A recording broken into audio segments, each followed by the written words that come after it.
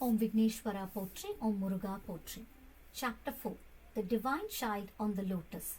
Indra, Devas, sages, siddhas and all the rest have a great reverence for the ancient mountain of Himalayas, where Nandi Deva is guarding the great Mount Kailash, the divine abode of Lord Shiva.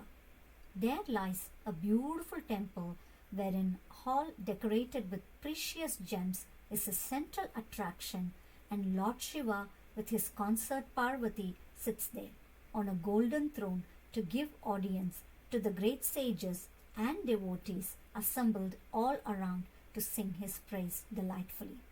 On one such occasion, Parvati Devi expressed her desire, which was agitating her mind for some time. My father Daksha has not cared to worship you for all your mighty accomplishments held in high esteem by one and all. I am ashamed to call myself his daughter. In fact, I want to be born again to be worthy of my status as your wife. Kindly guide me to achieve my goal and get peace of mind. Lord Shiva smiled at her request. My beloved Devi, as your desire will also help to protect and bless your devotees, I shall grant your prayer. The king of Himalayas is meditating on me on the banks of Lake Padma. He wanted you to be his daughter and his desires to give you in marriage to me.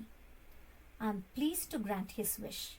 You may take birth as his daughter and start meditating on me as soon as you are 5 years old. I shall meet you at the right time and marry you. Devi was immensely happy about this boon and took leave of the Lord and left Mount Kailash.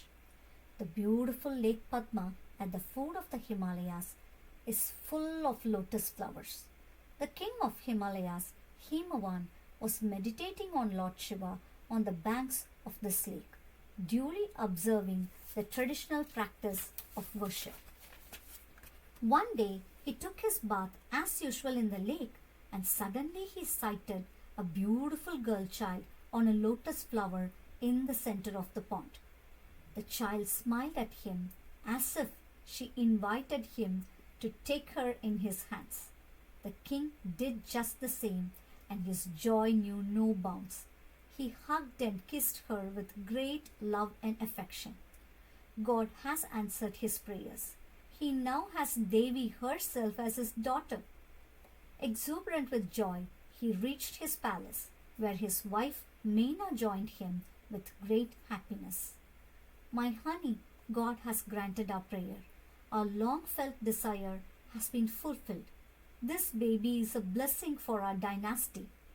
Here is your sweet little daughter, said the king of Himalayas, and gave the child to his wife.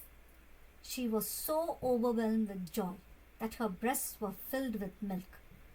She took the child inside and fed her. There were celebrations everywhere. Everyone rejoiced at the king of Himalayas' fortune. Gifts poured from one and all. Sages and devas visited the palace to have a glimpse of the divine child who was none other than the mother of the universe.